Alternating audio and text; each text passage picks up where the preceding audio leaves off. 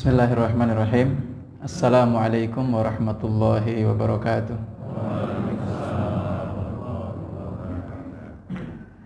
Innal hamdalillah alladzi nahmaduhu wa nasta'inuhu wa nastaghfiruh wa nastahdihi wa natubu ilaihi wa na'udzu bihi min syururi anfusina wa min sayyiati a'malina. May yahdihillahu fala mudhillalah wa may yudlil falan tajida lahu waliyyan mursyida. Asyhadu an la ilaha illallah wahdahu la syarikalah wa asyhadu anna nabiyyana Muhammadan abduhu wa rasuluhu alladzi la nabiyya ba'dah. Fa innahu qad addal amanah wa ballaghar risalah wa nasahal ummah wa jahada fi sabilihi haqqa jihadih hatta tarakana 'alal mahajjatil bayda lailuha kanahariha la yazighu anha illa halik. Allahumma 'allimna bima yanfa'una wanfa'na bima 'allamtana wa zidna ilma. Allahumma inna nas'aluka ilman nafi'a wa rizqan thayyiba wa amalan salihan mutaqabbala. Allahumma amin.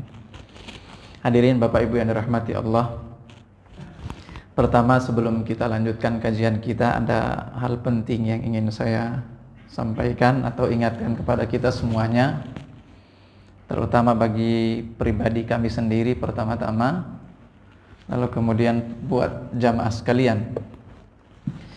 Jadi ini kajian kayak gini, kajian subuh kayak gini ya, ini kalau bisa benar-benar dijadikan sebagai kebiasaan kita untuk selalu hadir di majelis seperti ini.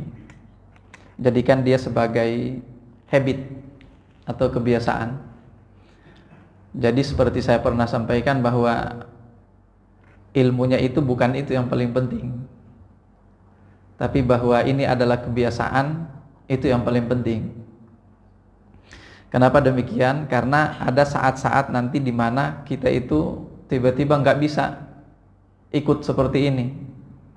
Mungkin karena sakit, atau mungkin karena sibuk, atau mungkin karena musafir dan lain sebagainya. Itu ada saat-saat di mana kita nggak bisa lagi ikut. Nah, dalam kondisi seperti itu, kalau ini ternyata sudah termasuk bagian dari kebiasaan kita, itu pahalanya tetap mengalir, Bapak Ibu. Pahalanya tetap ada. Itu luar biasanya agama kita, agama Islam. Rasulullah Shallallahu Alaihi Wasallam dalam sebuah riwayat beliau mengatakan dalam sabdanya, "Idza maridal abdu aw safara kutibalahu mithlu ma amila muqiman sahihan." Makasih Pak. Rasulullah SAW bersabda, "Idza maridal abdu," apabila seorang hamba sakit, aw safara atau musafir bepergian, maka kata Rasulullah, kutibalahu akan dituliskan untuknya mithlu ma amila, pahala seperti apa yang dia lakukan, muqiman sahihan, dalam keadaan muqim, tidak musafir, sahihan, dalam keadaan sehat, tidak sakit. Itu artinya para ulama sepakat, mereka mengatakan itu artinya kita dalam kondisi musafir atau dalam kondisi sakit, kemudian ada kebiasaan baik yang kita harus tinggalkan, kebiasaan baik itu pahalanya tetap mengalir. Jadi kita dianggap tetap melakukan hal itu sepanjang kita mendapatkan udzur itu. Ini luar biasanya. Dan disepakati oleh para ulama bahwa dalam hadis ini memang yang disebutkan oleh Rasulullah udzurnya cuma dua. Udzur pertama adalah sakit, udzur kedua adalah musafir. Tapi para ulama mengatakan ini tidak membatasi. Bukan berarti udzur yang hanya menjadi alasan agar kita tetap bisa mendapatkan pahala itu saat kita berhenti, bukan hanya dua ini. Tapi dua ini hanya sekedar perwakilan. Karena memang di dalam banyak ayat, di dalam banyak hadis kita bisa menemukan hal semacam ini. Artinya ada poin tertentu yang disebutkan baik oleh Allah atau Rasulnya, tapi itu bukan intinya, melainkan hanya sekedar perwakilan untuk hal-hal yang lain. Nah, itu termasuk jadi musafir atau sakit. Ini dua memang yang disebut oleh Allah, tapi ini mewakili udzur-udzur yang lain. Itu mewakili udzur-udzur yang lain. Ada saat-saat di mana kita nanti nggak akan bisa. Itu ada waktu-waktunya nanti. Jadi kajian kayak gini, ini kan Raudhatun min Riyadil Jinan, taman di antara taman-taman surga. Kemudian Allah wa malaikatahu wa nujum fis sama wa al-hitan fi dhulumatil bahr. Allah, kemudian para malaikat, kemudian bintang di langit, ikan di kedalaman laut, itu kan semuanya bersalawat untuk orang yang sedang berada di majelis seperti ini, sepanjang kita berada di majelis ilmu seperti ini. Nah, itu kan semua nanti akan kita dapatkan insya Allah kalau memang ini menjadi bagian dari kebiasaan kita.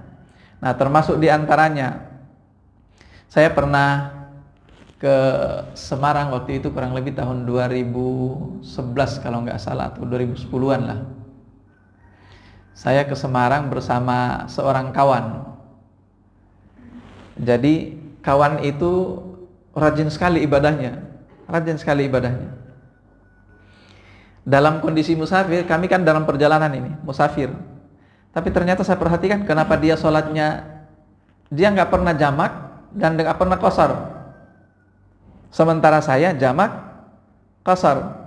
Kami ke Semarang, naik mobil. Nah, akhirnya lama-lama dia nanya. Sebetulnya dia juga yang ngundang ini ya, ngajak untuk diskusi. Dia ngajak untuk diskusi. Kalau menurut dia, sholat yang sempurna dan masing-masing pada waktunya pasti lebih afdal dibandingkan sholat jamak dan qasar. Kata dia seperti itu waktu itu. Saya baru selesai dari Lipia waktu itu. Saya selesai Lipia tahun 2009. Baru selesai dari Lipia. Ya, sebetulnya alasannya juga tepat. Itu memang alasan yang sempurna pasti lebih baik dibandingkan yang tidak sempurna. Tapi saya katakan bahwa sebetulnya namanya sholat jamak dan qasar, apalagi qasar ya. Qasar itu memang sholat yang disyariahkan oleh Islam untuk orang yang sedang dalam kondisi safar. Itu satu. Bahkan ada ulama mengatakan ya wajibnya memang qasar kalau dalam kondisi musafir. Kemudian selanjutnya ada juga ulama yang mengatakan bahwa qasar dan jamak itu kan hadiah dari Allah. Nah, oleh karena dia hadiah dari Allah, maka kewajiban kita menerima hadiah itu dengan baik. Nah, sekarang coba kita bayangkan kalau seandainya Allah ngasih hadiah, kemudian kita nolak. Atau misalnya bayangin aja, misalnya ada sahabat kita, dia mau ngasih hadiah ke kita, tapi kemudian kita tolak hadiah itu, kita nggak terima. Gimana kira-kira perasaan sahabatnya? Nah, kira-kira seperti itu analoginya. Nah, itu yang saya sampaikan pada waktu itu. Tapi jamaah yang dimuliakan Allah, terkait dengan hadis ini kita juga semakin paham bahwa memang kalau dalam kondisi musafir ya nggak usah repot-repot. Kita kalau memang sholat jamaah, sholat tepat waktu ya, di waktunya masing-masing, kemudian sholat dengan sempurna tanpa qasar, kalau itu sudah menjadi bagian dari kebiasaan kita sehari-hari, maka dalam posisi kita musafir, kita menjamak, kita mengqasar, itu pahala sempurna tetap mengalir. Seperti yang disampaikan oleh Rasulullah ini. Jadi tenang saja, nggak usah terlalu banyak. Itu kan sudah hadiah dari Allah, disyariahkan. Ambil yang namanya rukhsah itu, keringanan itu namanya, ya diambil. Itu memang sudah keringanan yang diberikan oleh Islam kepada kita. Nah, ini terkait dengan hadis tadi. Jadi amalan-amalan tertentu ya, kebaikan-kebaikan tertentu, jadikan itu sebagai kebiasaan kita. Sedekah, nggak usah banyak-banyak sebetulnya. Nggak usah banyak-banyak tapi rutin. Tilawatul Quran, nggak usah banyak-banyak ibu-ibu. 1 juz 1 hari juga sudah cukup. Ya, cukup ya. 1 juz 1 hari juga sudah cukup. Nggak usah banyak-banyak. Yang nggak bisa 1 juz ya nggak apa-apa. 5 lembar 1 hari, kan 1 lembar setiap habis salat cukup itu. Ya, kalaupun tidak bisa ya nggak apa-apa. 1 lembar 1 hari pun juga nggak masalah ya. Yang penting itu sudah jadi kebiasaan kita setiap hari. Jangan nunggu, ntar kalau ada waktu lah tinggal dirapel. Kalau ada waktu tinggal dirapel, nanti misalnya setiap pekan ngajinya berarti tinggal ngaji 1 juz 1 pekan. Jangan, tapi jadikan sebagai kebiasaan sehari-hari. Dan amalan-amalan yang lainnya.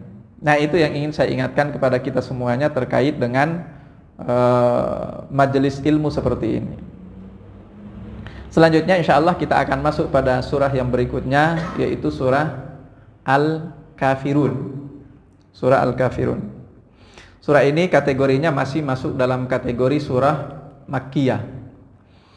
Nah, asbabun nuzul daripada surah ini adalah tarik-menarik antara dakwah Rasulullah Shallallahu Alaihi Wasallam dengan kepentingan para tokoh atau pemuka Quraisy. Karena harus kita pahami bahwa Rasulullah ketika beliau datang membawa agama baru ini ya, menurut mereka pada saat itu memang karena agama baru sebetulnya ya. Waktu itu menurut mereka itu agama baru karena jeda kerasulan yang paling panjang antara satu rasul dengan rasul berikutnya, inilah yang paling panjang, yaitu jeda antara kerasulan Nabi Isa alaihi salam sampai kerasulan Nabi kita Muhammad Sallallahu Alaihi Wasallam. Itu jeda yang paling panjang, sehingga kemudian kemusyrikan itu, kebiasaan-kebiasaan jahiliyah itu memang sudah mengakar kuat di dalam kepribadian orang-orang musyrik, orang-orang jahiliyah, orang-orang Quraisy pada saat itu. Nah, sehingga ketika Rasulullah Muhammad Sallallahu Alaihi Wasallam datang dengan membawa agama baru ini, menurut mereka itu memang benar-benar menjadi kemudian PR yang sangat berat bagi Rasulullah Sallallahu Alaihi Wasallam. Apalagi yang harus kita pahami, sebagaimana sekarang ini juga ya, memang rata-rata ternyata dari zaman dahulu manusia itu selalu memanfaatkan kondisi untuk menjadi untuk kepentingan pribadi. Jadi kondisi tertentu itu selalu dimanfaatkan untuk kepentingan pribadi. Nah, ini saya katakan bahwa kemusyrikan yang merajalela di kota Makkah Al-Mukarramah pada saat itu dimanfaatkan oleh tokoh-tokoh Quraisy untuk kepentingan pribadi mereka. Itu dimanfaatkan. Sehingga ketika Rasulullah Shallallahu Alaihi Wasallam datang dan berusaha untuk memberantas kebiasaan jahiliyah ini, itu yang terancam mereka yang punya kepentingan di balik kemusyrikan itu. Itu mereka yang punya kepentingan di balik kemusyrikan itu. Sehingga dengan mereka merasa terancam akan dakwahnya Rasulullah Shallallahu Alaihi Wasallam ini, otomatis meskipun selama ini mereka mengakui Nabi Muhammad Shallallahu Alaihi Wasallam sebagai Al-Amin, ya, tapi beda lagi kalau kepentingan sudah terancam. Kan seperti itu. Sama dengan orang yang memanfaatkan kondisi pandemi. Itu sama itu. Yang memanfaatkan kondisi pandemi itu nggak akan mudah dilepaskan. Ketika nanti ada orang yang mengatakan, corona itu sudah nggak ada, ini nggak akan mudah untuk dilepaskan. Kenapa kita katakan demikian? Ada kepentingan yang terancam di situ. Sama dengan Rasulullah Shallallahu Alaihi Wasallam ini, itu tokoh-tokoh Quraisy mereka kepentingannya terancam. Kenapa? Rasulullah itu kan datang dengan membawa agama keadilan, di mana posisi antara budak dengan majikannya itu nanti akan sama. Yang membedakan di sisi Allah Subhanahu wa taala itu kan ketakwaannya.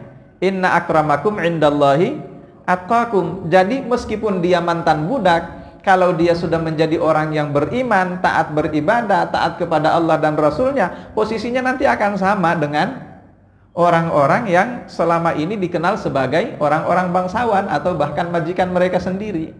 Nah, ini kepentingan yang terancam seperti itu. Jadi makanya mereka benar-benar mati-matian untuk melawan. Akan tetapi karena pengaruh Rasulullah Shallallahu Alaihi Wasallam ini terlalu kuat, bahkan pengikut-pengikutnya itu benar-benar mereka meskipun pada awalnya orang-orang yang lemah ya, tapi ketika mereka masuk Islam ternyata mereka kemudian berubah menjadi orang-orang yang kuat. Ternyata benar-benar sangat kuat pengaruhnya. Sehingga kemudian yang dilakukan oleh orang-orang Quraisy itu adalah apa kalau kita ya, lobby-lobby. Nah, ini Rasulullah sebetulnya apa sih maunya orang ini? Didatangi Rasulullah Shallallahu Alaihi Wasallam. Kalau memang Anda kepengen wanita cantik, kami akan nikahkan Anda dengan wanita paling cantik di Makkah ini. Bahkan kami bisa hadirkan bukan cuma di Makkah aja, kami bisa hadirkan wanita paling cantik di seantero Arab ini, bisa. Kenapa? Karena orang-orang Quraisy kan mereka ini merasa bahwa mereka adalah orang paling mulia di seluruh jazirah Arab. Karena memang sebetulnya demikian ya. Orang Quraisy itu paling mulia memang di seluruh jazirah Arab. Jadi mereka mengatakan, jangankan di kota Makkah, di seluruh negeri Arab ini, di seluruh bangsa Arab, kalau memang Anda kepengen yang namanya wanita cantik, kami akan nikahkan Anda dengan wanita paling cantik. Tapi Rasulullah mengatakan, enggak. Jadi tidak tergoda oleh itu. Tidak, bukan itu kepentingannya. Lalu kemudian mereka merubah lagi, atau Anda ingin kekayaan? Kalau Anda memang benar-benar ingin yang namanya kekayaan, kami akan jadikan Anda sebagai manusia paling kaya di Jazirah Arab ini. Kami bisa untuk melakukan itu. Kan banyak orang-orang kaya juga waktu itu ya, di Makkah Al-Mukarramah. Nah, tapi Rasulullah SAW juga tidak terpengaruh dengan itu. Sama sekali tidak terpengaruh dengan itu. Lalu kemudian lama-kelamaan, apakah Anda ingin menjadi orang yang paling dihormati di negeri Arab ini? Kalau memang Anda ingin itu, kami juga bisa menjadikan Anda sebagai orang paling dihormati. Itu bisa. Tapi ternyata bukan itu yang diinginkan oleh Rasulullah Shallallahu Alaihi Wasallam. Dan untuk 3 hal ini sama sekali Rasulullah tidak terpengaruh sedikit pun. Jadi sedikit pun tidak terpengaruh dengan 3 ini. Nah, selanjutnya itu lebih-lebih pertama. Lalu kemudian yang berikutnya, datang lagi mereka kepada mereka ini kan selalu menggunakan jasa daripada paman beliau Abu Thalib, karena Abu Thalib ini adalah orang yang paling kuat dalam membela dakwah Rasulullah Sallallahu Alaihi Wasallam. Bahkan ketika ada rencana pembunuhan terhadap Rasulullah, itu mereka yang selalu mereka segani itu adalah Abu Thalib. Yang mereka selalu segani adalah Abu Thalib. Jadi sepanjang Abu Thalib itu masih hidup, mereka nggak berani untuk mengusik Rasulullah Sallallahu Alaihi Wasallam. Makanya peristiwa ketika mereka benar-benar berencana untuk membunuh Rasulullah Sallallahu Alaihi Wasallam itu sudah terjadi pasca meninggalnya paman beliau Abu Thalib. Kapan itu? Pada saat Rasulullah Sallallahu Alaihi Wasallam menjelang hijrah dari Makkah menuju ke Madinah Al-Munawwarah, itu sudah nggak ada Abu Thalib. Nah, lalu selanjutnya mereka datang lagi kepada Rasulullah SAW. Mereka mengatakan, jadi terakhir itu ya, terakhir mereka mengatakan gini aja deh, gini aja. Jadi 1 hari kami menyembah Tuhan kamu, kemudian 1 hari berikutnya kamu menyembah Tuhan kami. Itu aja. Tapi Rasulullah mikir lagi, ini kan berarti saya juga ikutan menyembah berhala, ikutan menyembah patung-patung itu, musyrik juga dong. Rasulullah masih menolak pada saat itu, masih ditolak oleh Rasulullah Sallallahu Alaihi Wasallam. Akhirnya karena mereka sudah mentok, nggak bisa ngapa-ngapain lagi, tawaran yang paling ringan datang. Ini sudah tawaran paling ringan datang kepada Rasulullah SAW. Mereka mengatakan begini aja, wahai Rasulullah, tidak usah kamu menyembah Tuhan kami, tapi setidaknya akui aja. Udah akui aja tentang Tuhan-Tuhan kami ini. Jadi kami mengakui agama kamu, tapi kamu juga mengakui agama kami. Itu sudah tawaran paling ringan. Jadi tidak usah melakukan apa-apa, nggak ada kewajiban apa-apa, hanya sekedar mengakui tentang agama kami ini. Itu aja. Rasulullah Shallallahu Alaihi Wasallam karena melihat ini adalah tawaran paling ringan, boleh juga mungkin ini berdamai dalam hati beliau. Jadi disitulah beliau kemudian mencoba untuk turun, mencoba untuk berdamai dengan orang-orang musyrik. Karena tawarannya beliau kan nggak akan ngapa-ngapain, cuman sekedar mengakui agama mereka, itu aja. Nah, akhirnya Rasulullah Shallallahu Alaihi Wasallam kemudian mencoba untuk mikir, beliau nggak berdakwah pada saat itu. Nah, dalam kondisi seperti itulah turun surah ini. Qul ya ayyuhal kafirun la a'budu ma ta'budun wala antum a'biduna ma a'bud wala ana a'bidu ma abattum wala antum a'biduna ma a'bud lakum dinukum waliyadin. Hati-hati juga baca surah ini ya Pak ya, bisa nggak habis-habis.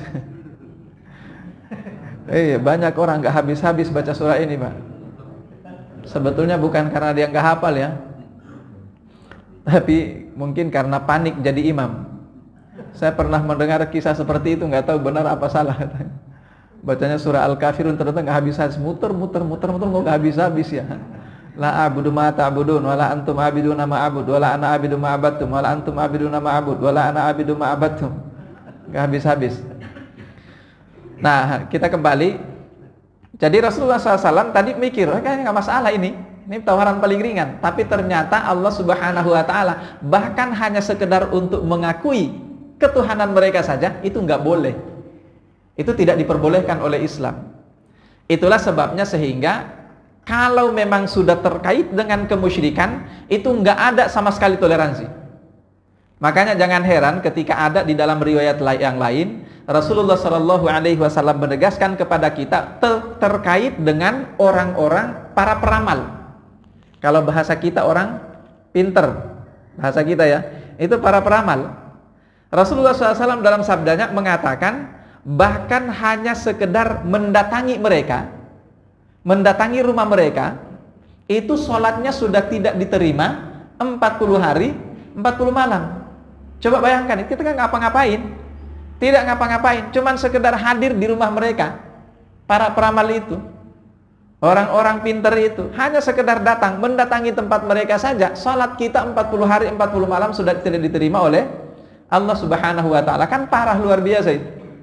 Lalu kata Rasulullah SAW, apabila kita membenarkan apa yang dia katakan, tukang ramal itu ya, apabila kita membenarkan apa yang dia katakan, maka kata Rasulullah, faqad kadzdzaba ala ma unzila ala Muhammadin sallallahu alaihi wasallam. Maka orang itu dianggap telah kafir, telah mendustakan apa yang diturunkan oleh Allah kepada Nabi Muhammad sallallahu alaihi wasallam. Apa itu maksudnya? Al-Quran Al-Karim. Jadi kalau kita mendatangi rumahnya 40 hari 40 malam sholat nggak diterima, kalau kita membenarkan apa yang dikatakan oleh dia, maka kita dianggap sudah kafir terhadap kitab Allah Subhanahu wa ta'ala. Na'udzubillahi min dzalik. Jadi kalau memang terkait dengan kemusyrikan, nggak ada toleransi sama sekali. Tidak ada toleransi sama sekali. Makanya kemarin itu ada mengatakan, apa namanya? Ini katanya kiai katanya ya. Jadi kiai yang mengatakan bahwa kalimat tauhid itu bukan kalimat la ilaha illallah katanya. Kalimat tauhid itu kalimat pemersatu. Ada yang bilang begitu. Ya. Itu kalimat pemersatu katanya, bukan kalimat la ilaha illallah.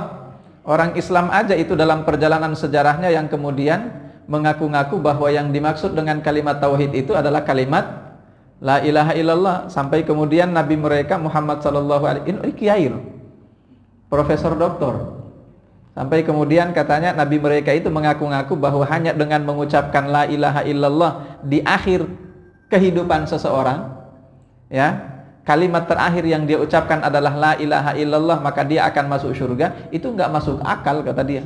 Coba bayangkan itu ya. Ini kalimat la ilaha illallah itu kan sudah pokok, sudah paling inti, bahkan dikatakan sebagai zikir paling afdal.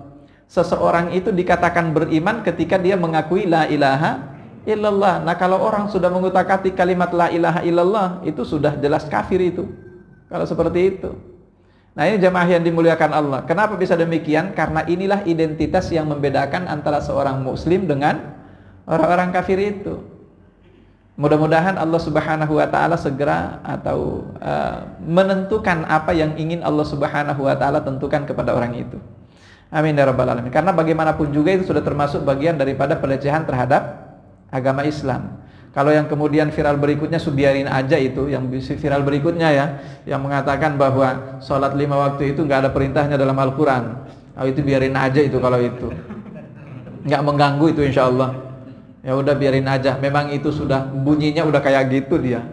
Udah kicaunya kayak gitu. Setidaknya itu kan memperlihatkan kepada kita semuanya tentang atau terkait dengan kebodohan dirinya sendiri. Itu aja udah. Karena bagaimanapun juga meskipun dia mengatakan seperti itu, insya Allah nggak akan ada umat Islam yang kemudian mengatakan, oh kalau gitu sholat nggak wajib dong. Nggak ada. Ya. Nah sekarang kita kembali. Oh ya, masih ada satu peristiwa lagi terkait dengan sababun nuzul dari ayat ini atau surah ini, bahwa Rasulullah Shallallahu Alaihi Wasallam melalui Abu Thalib itu ditawari oleh orang-orang musyrik satu hal lagi, termasuk diantaranya adalah kekayaan tadi, agar supaya Rasulullah benar-benar meninggalkan itu. Jadi sampai diancam ya, sampai diancam, kami akan membunuh. Kalau nggak seperti itu, kami akan membunuh Rasulullah Shallallahu Alaihi Wasallam.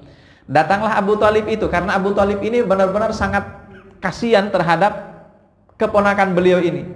Jadi coba dilobi oleh Abu Thalib. Oh, udah coba dikendorin dikit lah itu dakwahnya, dikendorin dikit. Tapi apa jawaban Rasulullah Shallallahu Alaihi Wasallam? Beliau mengatakan, wallahi ya am, demi Allah wahai pamanku, law wada'u al-qamara, law wada'u asy-syamsa ala yamini, seandainya mereka bisa atau sanggup meletakkan matahari di pundak kananku, wal qamara ala yasari, dan mereka meletakkan bulan di pundak kiriku, kata beliau, ala an atruka hadzal amr, agar aku meninggalkan perkara dakwah ini, Kata beliau, lan atrukahu, saya tidak akan pernah meninggalkannya hatta yahkumallahu fi amri, sampai Allah memutuskan apa yang akan terjadi padaku, au ahlika fihi, atau bahkan sampai aku harus binasa di jalan ini.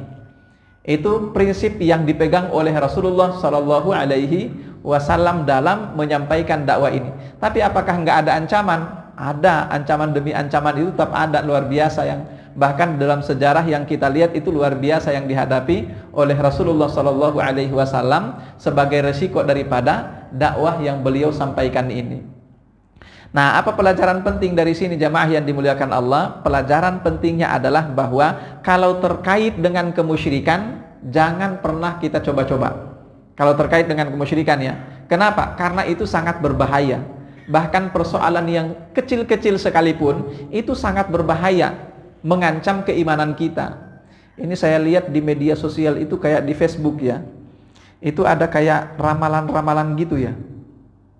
Nanti kalau 40 tahun, 10 tahun kemudian Anda akan jadi apa misalnya. Kan seperti itu ya. Atau nama, kalau nama Anda dilihat dari nama Anda ini cocok jadi siapa misalnya gitu ya.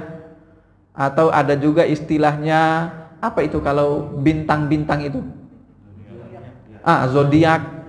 Iya, macam-macam. Berarti kalau dia lahir di bulan November misalnya, oh itu ayah yang terbaik. Sampai ada di baju iklannya, ayah terbaik adalah ayah yang lahir di bulan November. Saya dong ayah terbaik. Itu ada yang seperti itu. Sebetulnya ini adalah persoalan-persoalan yang menurut kita sangat sederhana. Tapi itu perhatikan, ini Bapak Ibu jamaah yang dimuliakan Allah, terkait dengan kemusyrikan. Kenapa? Karena mengait-ngaitkan yang tidak ada hubungannya. Dan tentang persoalan Anda baik atau Anda tidak baik, Anda kemudian akan menjadi ini atau akan menjadi itu pertama tergantung takdir Allah Subhanahu wa Ta'ala. Yang kedua tergantung usaha Anda. Nah, Anda cocok jadi presiden pun juga, tapi kalau Anda nggak berusaha untuk jadi presiden, nggak bakalan jadi presiden. Kira-kira kan seperti itu. Nah, itu sebetulnya persoalan-persoalan yang sederhana, tapi itu terkait dengan kemusyrikan. Jadi kalau kita yang suka main media sosial kayak gitu, kalau bisa dihindari.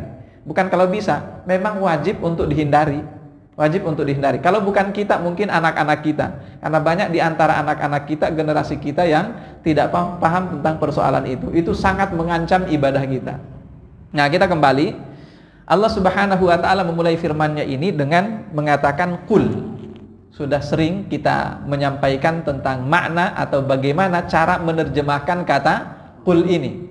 Katakan wahai Rasulullah Sallallahu Alaihi Wasallam. Jadi jangan kita mengatakan katakan wahai Muhammad. Itu bahasa kita songong itu. Apalagi ini kan masih meskipun belum sudah sebetulnya berakhir, tapi masih musimnya juga Maulidan ya. Itu banyak di antara kita umat muslim yang mengaku-ngaku cinta kepada Rasulullah Shallallahu Alaihi Wasallam, tapi kemudian mendengarkan namanya kita nggak bersolawat, kemudian menyebut namanya, kita menyebut namanya sendirian tanpa ada embel-embel yang lain. Padahal Allah Subhanahu Wa Ta'ala sendiri tidak pernah menyebut nama Rasul kita Muhammad Shallallahu Alaihi Wasallam dengan namanya sendiri. Sekarang saya mau tanya Bapak Ibu yang dirahmati Allah, ini kan rata-rata sudah punya istri ya. Bukan rata-rata, semuanya sih, kecuali yang anak-anak. Manggil istrinya, manggil namanya enggak Pak? Ada yang manggil istrinya, manggil namanya? Ibu-ibu, enggak usah panik ibu-ibu. Ibu-ibu panggil suaminya, panggil namanya? Ada yang manggil nama? Kalau kita lihat ya, rata-rata, ini rata-rata kalau kita lihat, itu orang kalau sudah saling mencintai, itu enggak akan dipanggil namanya. Iya, dia pasti akan memanggil dengan nama yang lain. Kenapa? Songong kalau manggil namanya. Ini hanya sekedar untuk pelajaran ya, hanya sekedar untuk pelajaran bagi kita semuanya, bukan bangga-banggaan, bukan juga untuk menceritakan pribadi sendiri, tapi untuk menjadi pelajaran aja bagi kita semuanya. Saya sejak menikah tahun 2006 sampai sekarang itu nggak pernah memanggil nama istri, nggak pernah memanggil nama istri. Istri juga tidak pernah memanggil nama saya langsung. Jadi menggunakan panggilannya beda dengan yang lain. Kita biasanya yang gitu ya. Yang beb. Banyak yang seperti itu. Yang katanya peyang ya. Masa yang terus ada yang plesetin nih ya, yang itu artinya peyang. Nah, maksud saya yang saya sampaikan lagi, kalau saya panggil nama istri saya, itu saya panggil istri saya ya. Ini panggilannya Hubaibati. Nggak pernah dengar kan? Nggak pernah dengar Hubaibati. Memang panjang sih Bu, tapi nggak apa-apalah, demi kasih sayang, namanya demi cinta ya. Hubaibati. Kalau istri manggil saya itu Hubaibi. Apa artinya itu? Sebetulnya kalimat ini atau kata ini sering familiar di telinga kita. Itu Habibi. Bahasa Arab dari Habibi ya. Nah, kalau laki-laki itu kan Habibi. Itu kekasihku artinya ya. Kalau perempuan Habibati. Harusnya seperti itu ya. Habibati perempuan. Karena perbedaannya antara laki-laki dengan perempuan itu biasanya dibedakan oleh ta marbutoh. Ta yang bulat itu ya, ada titiknya 2.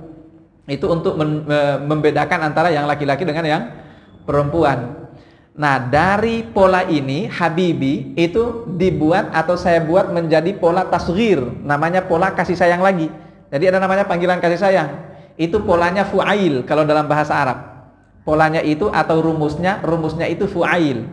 Jadi dari fa'il menjadi fu'ail. Ya.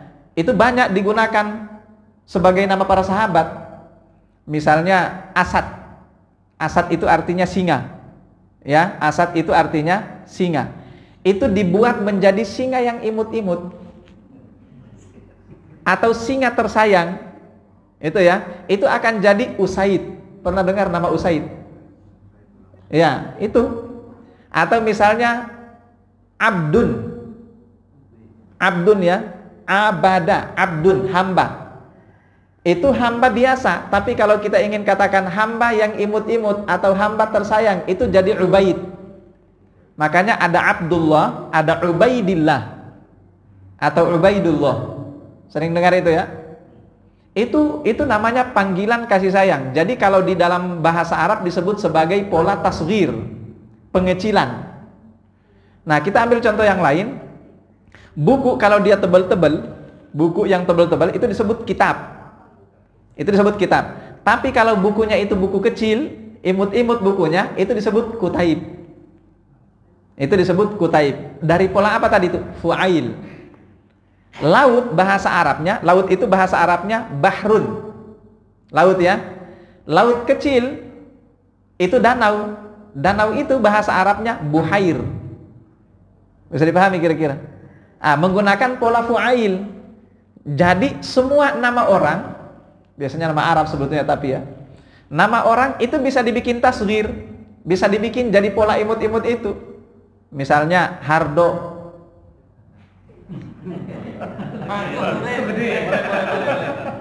Hardo gede kan? Bisa panggil menggunakan pola fu'ail. Jadi apa itu? Huraid. Ini mana istrinya Pak Hardo? Enggak ada. Dibikin pola kayak gitu itu bisa. Ya, jadi sama. Pernah dengarkan panggilan Aisyah dari Rasulullah SAW? Itu panggilannya apa? Humaira kan? Itu dari kata apa? Dari kata hamra. Artinya merah. Dibikin jadi imut-imut. Humaira. Polanya adalah fu'ail. Sama dengan ibnun. Anak laki-laki itu ibn dalam bahasa Arab. Ibnun. Ibn dalam bahasa Arab ya. Itu dibikin jadi pola bunai. Makanya di dalam Al-Quran Luqmanul Hakim memanggil anaknya bukan ya ibni, bukan ya bani, tapi memanggil ya bunayya. Itu menggunakan pola, artinya anakku tersayang. Itu artinya anakku tersayang. Jadi nggak apa-apa. Misalnya Dadang. Bisa Pak. Dudung. Jadi apa itu? Dudaing. Tapi agak aneh juga ya kalau bukan bahasa Arab. Dudung jadi dudaing. Itu bisa itu. Ya terutama ya bahasa Arab. Kalau bahasa Arab Hamid jadi Humaid. Itu Hamid jadi Humaid. Karim atau Karim jadi Kuraim. Itu ya, bisa sebetulnya semuanya. Nah, saya kembali tadi itu. Jadi kalau Habib itu biasa banyak dipakai orang. Habibah itu banyak dipakai orang. Udah kita panggil apa jadi? Jadi Hubaib sama Hubaibati. Itu panggilannya sebagai bentuk kasih sayang. Ya. Jadi kita kembali kepada kaitannya dengan ayat ini ya, bahwa kalau memang kita cinta kepada Rasulullah Shallallahu Alaihi Wasallam, salah satu di antara buktinya itu jangan panggil namanya. Jadi panggil dengan nama terbaik yang paling dia sukai. Kira-kira dia suka dipanggil sebagai apa? Tapi ya kadang-kadang ya, mohon maaf, di dalam sejarah juga diceritakan ternyata Aisyah radhiyallahu anha itu ada perbedaannya memanggil Rasulullah Shallallahu Alaihi Wasallam saat beliau lagi senang-senangnya, lagi nggak ada masalah, dengan memanggil Rasulullah saat lagi ada masalah atau saat lagi marah. Itu ya. Kalau Aisyah itu memanggil Rasulullah lagi dalam kondisi senang, nggak ada masalah, itu beliau memanggilnya ya Rasulullah. Tapi kalau lagi ada masalah, lagi cemburu misalnya, atau lagi ngambek misalnya, itu dipanggilnya apa? Ya Muhammad. Jadi memang agak-agak sedikit-sedikit, mohon maaf kita nggak ngata-ngatain sahabat ya, na'udzubillahi min dzalik. Tapi kalau bahasa kita sekarang ada sedikit songong-songongnya. Tapi karena memang Aisyah ini kan wanita yang paling pencemburu di antara sekian istri Rasulullah Shallallahu Alaihi Wasallam. Mari kita kembali. Jadi Allah memulai firman-Nya dengan mengatakan qul, katakan wahai Rasulullah Shallallahu Alaihi Wasallam, atau katakan wahai Nabi, atau katakan wahai Rasulullah Muhammad Shallallahu Alaihi Wasallam. Apa yang harus dikatakan? Ya tadi itu.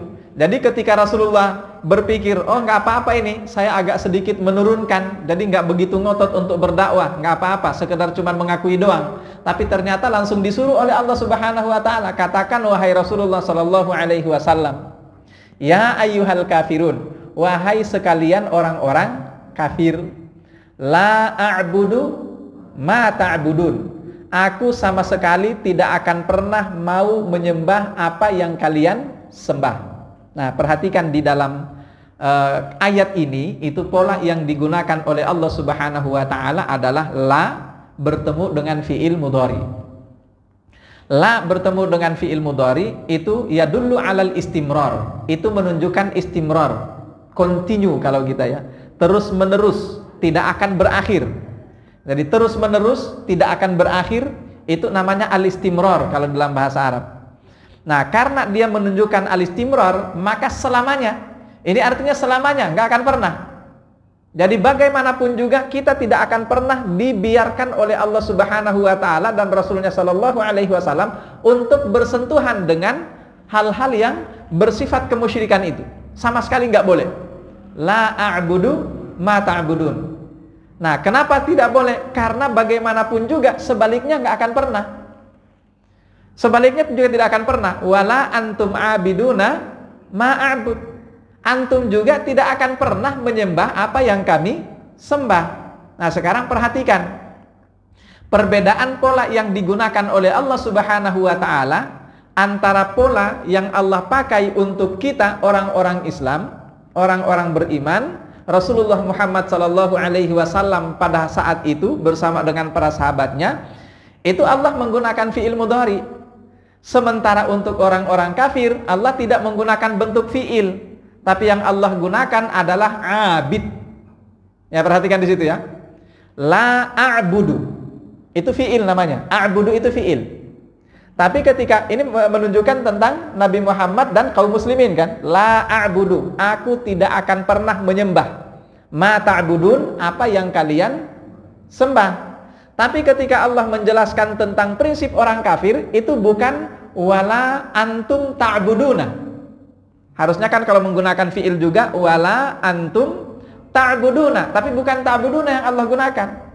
Melainkan Allah menggunakan wala antum abidun. Pola abidun ini disebut sebagai pola fa'il dalam bahasa Arab. Fa'il itu menunjukkan apa? Fa'il itu menunjukkan orangnya. Bisa dipahami ya? Jadi kalau yang tadi orang-orang beriman menunjukkan perbuatannya. Kalau orang-orang kafir ini menunjukkan orangnya. Maksudnya apa perbedaannya di sini? Disampaikan oleh para ulama, perbedaannya adalah bahwa kalau orang-orang yang beriman, prinsipnya ketika dia sudah beriman, maka segala perbuatannya, segala bentuk perbuatannya, mau kecil, mau besar, mau sederhana, mau luar biasa, segala bentuk perbuatan orang-orang beriman itu memang benar-benar diharamkan untuk keterkaitannya dengan kemusyrikan. Jadi perbuatannya. Tapi bagi orang-orang kafir, orang-orang kafir, ini mereka boleh-boleh saja untuk bersentuhan, tapi status mereka tetap kafir. Status mereka tetap musyrik. Meskipun status mereka musyrik, kalau mereka belum bertobat dan masuk Islam, lantas mereka melakukan seperti apa yang kita lakukan, itu nggak akan membawa manfaat sedikit pun bagi mereka terhadap keimanannya. Makanya kita ambil salah satu di antara dalilnya adalah firman Allah Subhanahu wa taala yang mengatakan begini. Wala in sa'altahum, dan sungguh kata Allah, apabila kamu wahai Rasulullah sallallahu alaihi wasallam sa'altahum, bertanya kepada mereka, man khalaqas samawati wal ard, siapa sebetulnya yang menciptakan langit dan bumi itu? Apa jawaban mereka kalau akan ditanya seperti itu oleh Rasulullah? Maka kata Allah, la yaqulunnallah, mereka sungguh pasti akan mengatakan bahwa pencipta langit dan bumi itu adalah Allah Subhanahu wa ta'ala. Pertanyaannya, ini kan mereka pasti akan menjawab seperti itu, dan itu adalah ucapan lisan mereka. Ucapan lisan itu seharusnya sudah termasuk bagian yang dihitung oleh Allah Subhanahu wa ta'ala melalui malaikatnya, harusnya kan? Tapi karena status mereka ini adalah al-musyrikun, nggak ngaruh sama sekali. Nggak ngaruh sama sekali. Kenapa? Karena mereka terkait dengan pribadinya memang sudah musyrik. Pribadinya ini memang sudah kafir. Berbeda dengan kita, pribadinya muslim. Kalau kita benar-benar perbuatannya nggak boleh nyentuh yang itu sama sekali. Sama sekali tidak diperbolehkan untuk menyentuh itu. Nah, berbeda dengan mereka. Mereka bisa aja menyentuh ini, boleh-boleh saja, tapi tidak berpengaruh sedikit pun bagi status keimanan mereka di hadapan Allah Subhanahu wa ta'ala. Bagaimana agar mereka bisa beriman? Ya tadi itu kalimat la ilaha illallah yang akan membuat mereka bisa diakui sebagai status orang yang beriman. Itu satu dalilnya. Lalu yang kedua, di dalam surah An-Nur, ketika Allah Subhanahu wa ta'ala menegaskan bahwa walladzina kafaru, orang-orang kafir itu kata Allah, a'maluhum, amalan mereka, kebaikan-kebaikan mereka, kalau kita amal solehnya ya, kalau kita amal solehnya, tapi mereka ini nggak bisa dikatakan amal soleh. Tapi kalau ada kebaikan yang sifatnya bagi kita, menurut kita adalah amal soleh, dan itu dilakoni oleh mereka, dilakukan oleh mereka, maka kata Allah Subhanahu wa ta'ala, kasarabin biqi'ah, itu sama dengan fata morgana, nggak membawa manfaat sedikit pun bagi mereka. Tapi ini untuk ukhrawinya ya, untuk kehidupan akhiratnya. Jadi kasarabin biqi'ah kata Allah, seperti fata morgana, yahsabuhu dham'anu ma'a, orang haus ketika melihatnya dari jauh mereka berpikir itu adalah air, fa idza ja'athu lam yajidhu syai'a, tapi ketika dia mendatanginya dia tidak menemukan ada apa-apa di sana. Artinya apa? Kepribadian mereka ini memang benar-benar menutup peluang kebaikan bagi mereka. Makanya untuk bisa bermanfaat setiap kebaikan yang mereka lakukan, pribadinya dulu yang harus dirubah. Status kepribadiannya dulu yang harus dirubah. Jadi failnya itu yang harus dirubah. Mereka harus berstatus dulu sebagai seorang yang beriman. Baru kemudian kebaikan-kebaikan yang mereka lakukan akan dinilai oleh Allah Subhanahu wa ta'ala. Itu perbedaannya kenapa sehingga ketika menunjukkan orang-orang beriman, Rasulullah bersama dengan para sahabatnya, itu yang disebutkan oleh Allah adalah bentuk fiilnya, ya, la a'budu ma ta'budun. Tapi ketika Allah Subhanahu wa ta'ala menjelaskan tentang orang-orang kafir, itu Allah menunjukkan pribadi mereka, wala antum a'biduna ma a'bud. Selanjutnya, wala ana a'bidu ma abattum, dan kami juga la abidun ma'abattum. Nah, sekarang ditegaskan oleh Allah, wala ana abidun ma'abattum. Ketika semua sifat atau semua perbuatan, ucapan lisan atau apapun itu benar-benar orang beriman tidak boleh bersentuhan sama sekali dengan yang sana. Yang kedua, kepribadiannya juga mereka tetap akan kokoh. Nah, jadi di ayat yang berikutnya ini Allah kemudian menggunakan pola fa'il juga untuk Rasulullah Shallallahu Alaihi Wasallam. Jadi artinya orang-orang beriman secara kepribadian tidak boleh bersentuh dengan yang sana, secara perbuatan juga tidak boleh bersentuhan dengan yang sana. Wala ana abidun ma'abattum, wala antum abidu nama a'bud. Tapi orang-orang kafir sama sekali tidak Allah menggunakan pola fiil di dalamnya. Jadi kalau orang beriman, dua pola digunakan oleh Allah. Pertama pola fiil, kata kerja, jadi perbuatannya tidak ke sana sama sekali. Kemudian yang kedua pola fa'il, bahwa pribadinya, statusnya sebagai orang beriman juga tidak akan bisa berpengaruh atau mempengaruhi kemusyrikan mereka. Ini mudah-mudahan bisa dipahami ya. Tapi bagi orang-orang musyrik, Allah hanya menggunakan kata abid. Wala antum abiduna ma'abud. Lalu selanjutnya Allah tutup firman-Nya dengan mengatakan lakum dinukum waliyadin. Bagi kalian agama kalian dan bagiku adalah agamaku. Maksudnya apa itu? Ya sudah, masing-masing urusin agamanya aja lah. Nggak usah kita repot-repot ngurusin agama orang lain. Kira-kira seperti itu. Nah, tapi Allah Subhanahu wa taala, yang pertama ya, kita harus memahami makna yang pertama bahwa ya nggak usah kita sibuk ngurusin persoalan-persoalan yang terkait dengan orang-orang kafir itu, nggak usah. Selama mereka tidak mengganggu, selama mereka tidak mengusik, udah biarin aja mereka dengan agamanya. Kita fokus pada agama kita. Kenapa? Kita ini kadang-kadang masih suka disibukkan dengan hal-hal yang tidak terkait sama sekali dengan agama kita. Kita ngurusin orang lain, padahal pribadi kita sendiri kita lupakan. Nah, ini ada seorang ulama yang sampai mengatakan bahwa orang-orang muslim itu, orang beriman itu, seandainya mereka sadar betapa banyak kewajiban yang harus mereka tunaikan, maka 24 jam dalam sehari semalam, seandainya mereka pakai semuanya untuk beribadah atau menunaikan kewajiban sekalipun, nggak ada istirahatnya sama sekali, maka kesimpulannya 24 jam dalam sehari semalam itu nggak akan pernah cukup untuk menunaikan kewajiban-kewajiban yang ada. Nah, ini kemudian tiba-tiba kita harus ngurusin urusan-urusan orang lain, bahkan urusan orang-orang kafir yang tidak membawa manfaat sedikit pun bagi kita. Sebaliknya pun juga demikian. Lakum dinukum waliyadin. Kemudian selanjutnya yang harus kita pahami lagi terkait dengan ini sebagai penutup, lakum dinukum waliyadin itu Allah menggunakan pola lam, lakum, bagi kalian. Nah, kalau di dalam bahasa Arab kita harus paham bahwa penggunaan kata lam, li, atau la dalam bahasa Arab itu adalah biasanya menunjukkan apa yang akan kita dapatkan atau peroleh berupa kebaikan. Ya. Maka ketika Allah katakan lakum dinukum waliyadin, artinya kalau memang ada kebaikan dalam agama kalian itu, kalian pasti akan rasakan itu untuk kalian. Dan kami pun juga kalau memang ada kebaikan dalam agama kami ini, ya kami juga akan merasakannya. Nah, sekarang permasalahannya sudah, nggak usah ngurusin agama kami juga tidak akan urusin agama kamu. Sekarang marilah kita melihat masing-masing aja. Ada nggak kebaikan yang kita dapat masing-masing dari agama yang kita anut ini? Ya kira-kira seperti itu. Jadi nggak usah saling ngurusin. Intinya masing-masing ngelihat pada dirinya aja. Saya menganut agama saya. Adakah kebaikan yang saya dapat untuk dengan menganut agama saya ini? Demikian pula dengan agama kalian. Ketika kalian menganut agama kalian, adakah yang bisa kalian dapatkan berupa kebaikan dari itu? Kira-kira seperti itu.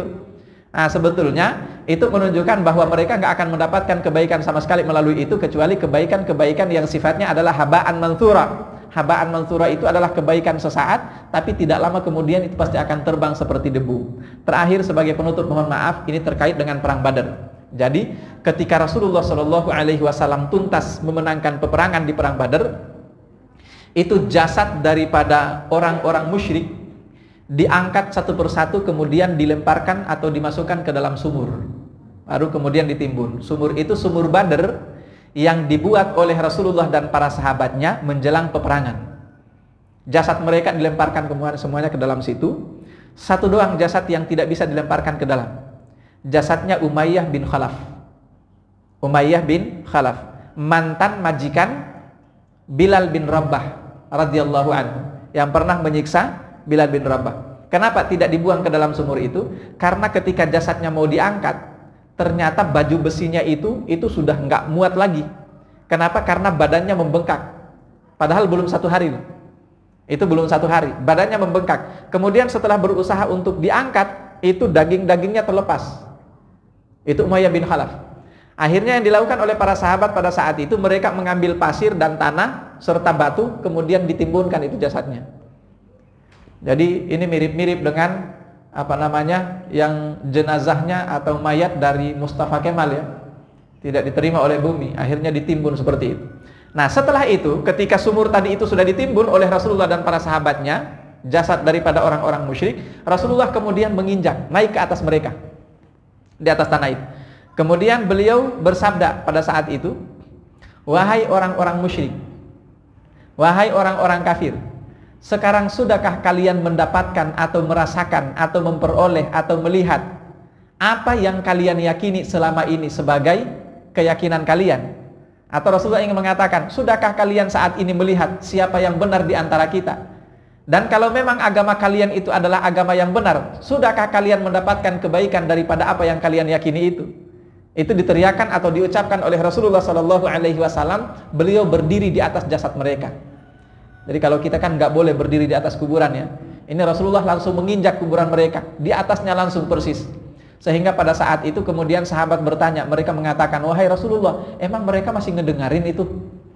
Itu Rasulullah mengatakan begitu ya. Mereka masih dengerin, kan mereka udah mati, kata para sahabat. Maka Rasulullah SAW mengatakan, bukan hanya kita orang yang yang masih hidup yang bisa mendengarkan apa yang dikatakan oleh manusia. Mereka yang sudah meninggal juga mendengarkan apa yang dikatakan oleh kita. Cuman perbedaannya mereka nggak bisa menjawab. Kalian bisa menjawab. Itu perbedaannya, kata Rasulullah SAW. Jadi keterkaitannya dengan ayat ini adalah bahwa dari sini juga membuktikan kepada kita bahwa apa yang dianut oleh masing-masing orang, kalau memang ada kebaikan, dia pasti akan ngerasain itu. Tapi kalau kalian tidak merasakan kebaikan dari apa yang kalian anut, itu artinya ada yang salah. Itu artinya ada yang salah. Mungkin yang salah itu adalah cara kalian menganut suatu keyakinan itu, atau yang salah adalah benar-benar keyakinan kalian itu sendiri. Kira-kira seperti itu ya. Nah, itu makna daripada lakum dinukum waliyadin. Wallahu a'lam bishawab. Mudah-mudahan bermanfaat bagi kita semuanya. Lebih dan kurang yang mohon dimaafkan. Alhamdulillahirabbil alamin. Doa kafaratul majelis. Subhanakallahumma bihamdika asyhadu an la ilaha illa anta astaghfiruka wa atubu ilaik. Assalamualaikum warahmatullahi wabarakatuh.